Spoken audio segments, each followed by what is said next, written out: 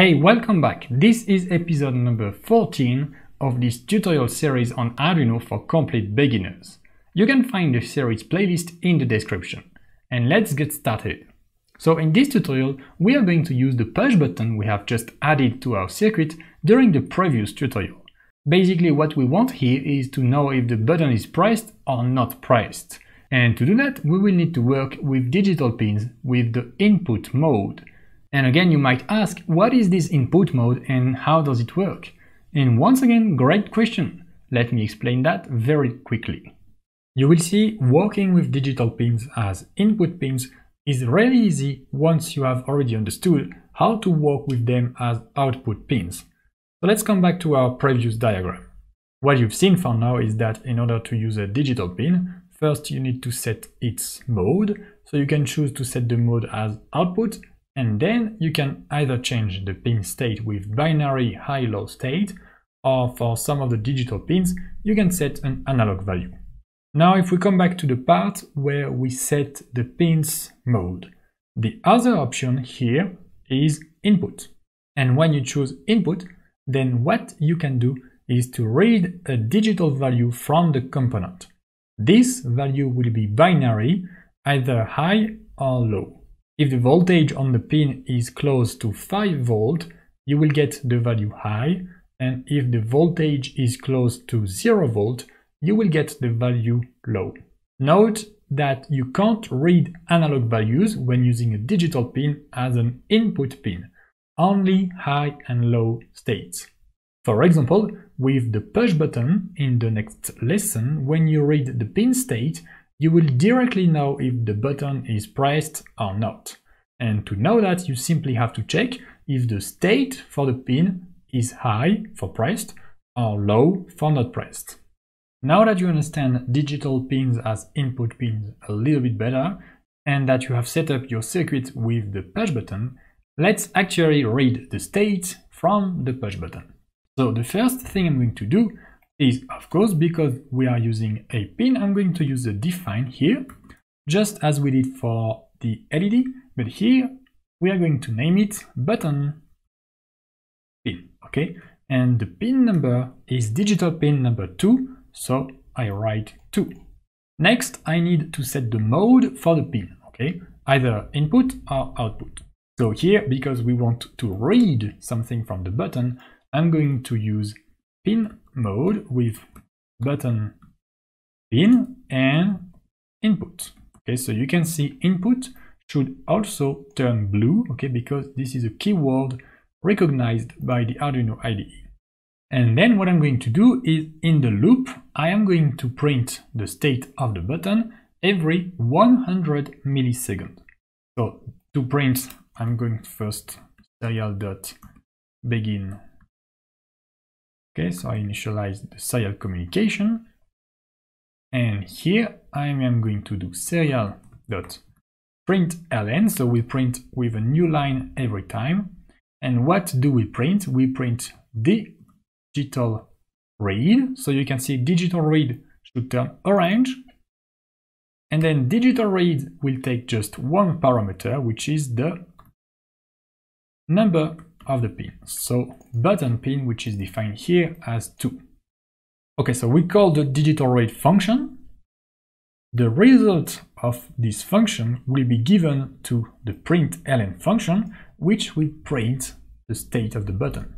And then, because we don't want to go too fast for our eyes, we just add a delay of, let's say, 100 milliseconds. So we are going to print the button state at 10 Hz, okay, 10 times every second. Make sure that you have correctly plugged your Arduino board, and I'm going to first compile, so push button. Alright, done compiling. I'm going to upload the code and open the serial monitor. And you can see we have 0. So we don't have low or high, okay, printing on the serial monitor, because low will be evaluated to 0 when you try to print it, okay? And now I'm going to press the push button. I keep the push button pressed, and you can see we have 1. Okay, I release the push button and we have 0. I press the push button, we have 1 which corresponds to high, and I release, we have 0. So it's working. Okay, great. So now you can actually know very easily with just this line of code plus 1 line of setup, you can know what is the state of the push button. Is the push button pressed or not pressed? And let's improve this code just a little bit. So instead of just printing the state, we can print some text, which may make more sense, okay, for humans who read the serial monitor. So I'm going to remove that, and I'm going to do if, okay, digital read button pin. So I'm going to compare the result of this function, so which will be either high or low, to so equal, make sure you put 2 equal sign, high. Okay. If what we read from the pin of the button is high, then we are going to enter this block of code, and I'm going to do serial.println button is pressed. Okay, and then we can do so. We could do else if digital read of the button pin is equal to low. Okay, but because this is the only other solution, okay, because this is a binary state, I just need to write else.